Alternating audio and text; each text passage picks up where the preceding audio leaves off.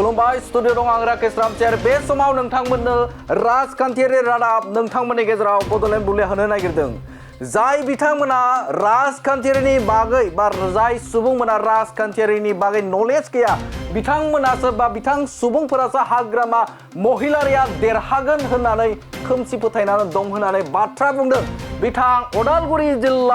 अदालगुरि जिल्ला इउपिपिएलनि आफादगिरि रबिन्द्र बसुमतारिया बे सिगाङाव राजनितिकनि नलेज गैयि मानसियासो बुंगोन हाग्रामाया देरहागोन होननानै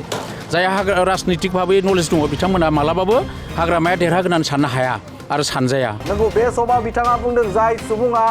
सिगाङाव राजखान्थिनि सोमोन्दै बिथाङा नलेज गैया नलेज गैयै सुबुङासो जाय बिथांमोना नलेज गैया सिगांनि समाव राजखान्थि बिथिङा माबायदि बेखौ बिथांमोना नलेज गैया बै नलेज गैयै सुबुंफोरासो बे समाव हाग्रामा महिलारिखौ देरहागोन होननानै बे समाव अंक खालामदों होननानै बाथ्रा बुंदों बिथां रबिन्द्र बसुमतारिया नंगौ हाग्रामा महिलारिया जाय समाव मिनिस्टार दंमोन इएम दंमोन एमसिएल दंमोन बै समावबो बिथांमोना थार्ड पजिशनावसो दंमोन होननानै बाथ्रा बुंथिदों बिथां रबिन्द्र बसुमतारिया जारिमिनखौ नायोब्ला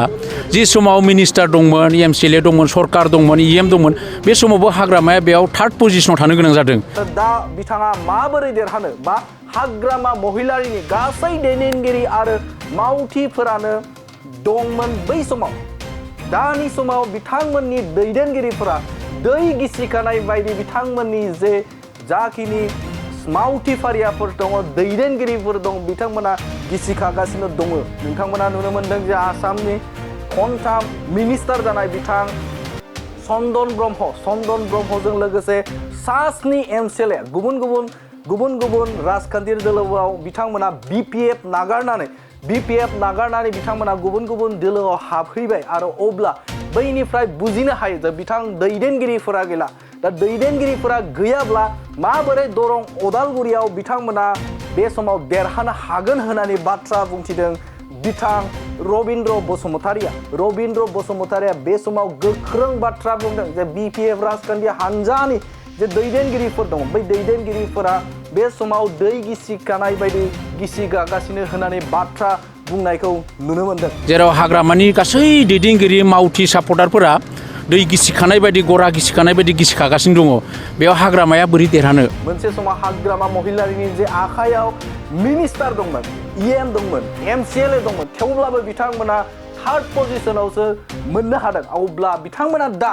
माबायदि देरहानो हागोन होननानै सोंथि खालामदों जेराव पावारावबो बिथांमोना गैला खुंथाय गोहोआव गैला मिनिस्टार गैला इएम गैला एमसिएलए गैला अब्ला बिथांमोना माबोरैहाय बे समाव दरं अदालगुरियाव देरहानो हागोन होननानै बाथ्रा बुंदों थामहिनबा बिथांमोना बे समाव एमपि बिसायख'थि देरहानो हागोन होननानै सिमां सुजुदों आरो बे बाथ्राखौ लानानै बिथाङा बुंदों जे जाय बिथांमोना सिगांनि आरो दानि राजखान्थियारि बागै नलेज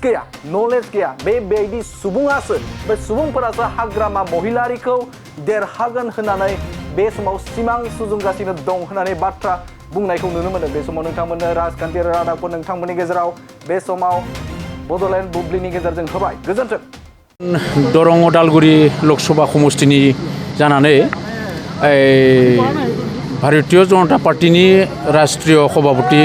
जेपि नाड्डा नैबे माने गेलेग्रा फोथाराव नुजाफैगोन बिथाङा जोंनि नैबे दरं अदालगुरि लकसभानि एनडिएनि बिजाथि दिलीप शइकियानि जानानै बेयाव बिसायख'थि फोसावदिंनि हाबाफारियाव बाहागो लाफैगोन आरो बिथांखौ बरायनो थाखाय बे जथुम्मायाव जोंनि जि साखाफाराया दिनैनि दासिमहालागै 90% जाबाय आरो जों आसा खालामदों बेवहाय गासै 50,000निबो बांसिन सुबुं बेयाव थुबुर जागोन आरो बेखिनि सुबुंनि थाखाय जोङो गासैबो राहाखौ खालामनाय जादों आरो जों आसा खालामदों गाबोननि प्रग्रामा सोब मोजाङै जाफुंलांगोन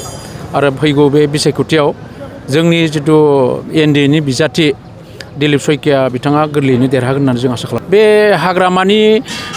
राजनितिक मोनसे डायलग बे राजनितिकआव बर' होननानै राजनिति खालामनाया जाबाय हाग्रामानि मोनसे थांखि हाग्रामानि आखल बेयो मोनसे बिसायख'थि बे राजनितिक आरो बेयाव जोंनि ओनसोलाव थानाय गासैबो रायजो राजाखौ लानानैनो जिहेतु मोनसे बिटिआर ओनसोल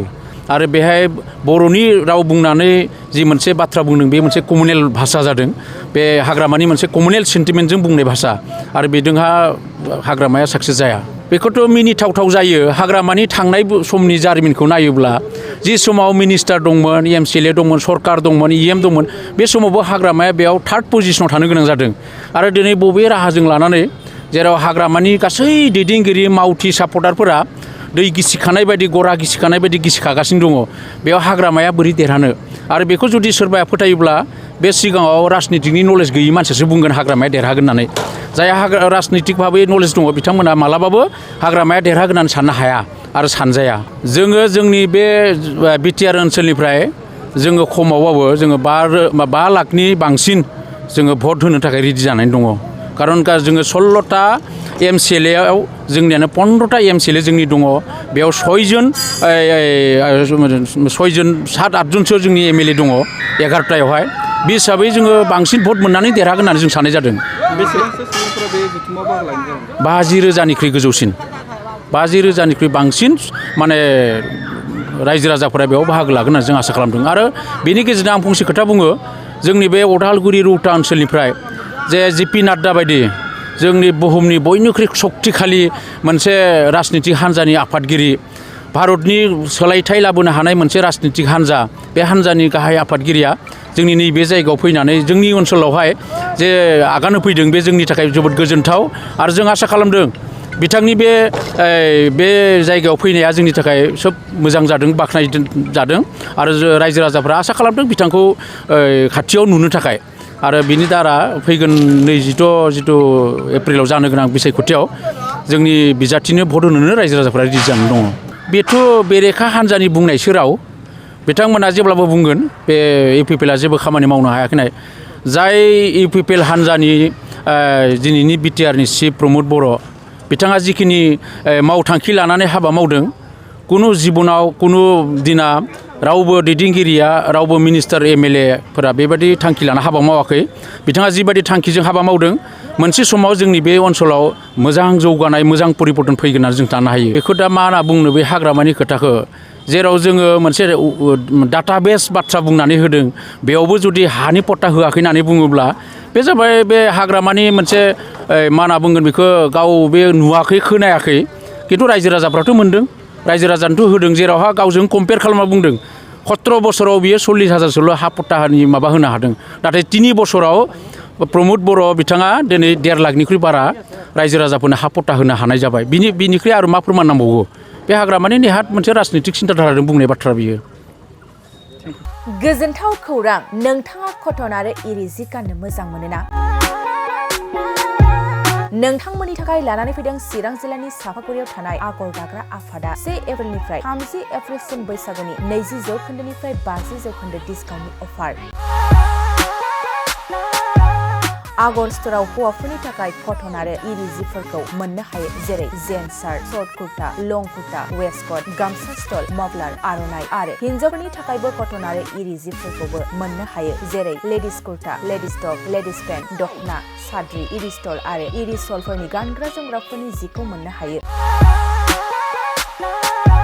कटन आरो इरि जिफोरखौ गानग्रा एबा बायग्राफोरनि थाखाय आगर स्ट'रा मोजां सुबिदाबो खालामदों जेरै अनलाइननि गेजेरजों WhatsApp नाम्बार फेसबुक आरो इन्स्टाग्रामनि गेजेरजों बायनो हागोन आरो सोरबाफोर हलसेल बायग्रा दंबा हलसेलबो बायनो हानायनि सुबिदा दं बेजों लोगोसेनो मोनसे गोजोनथाव खौरांबाव आगर दाग्रा आफादाव सोरबाफोर जि दानो गोसो गुदुं आइजो सुबुं दंब्ला जि दाफिननो हागोन गोबां बाथ्रा मिथिबावनो थाखाय 8822063339 9678923836 आरो 9613 224401 जानबुं नाम्बारनि गेजेरजों खौरां लाहरनो हागोन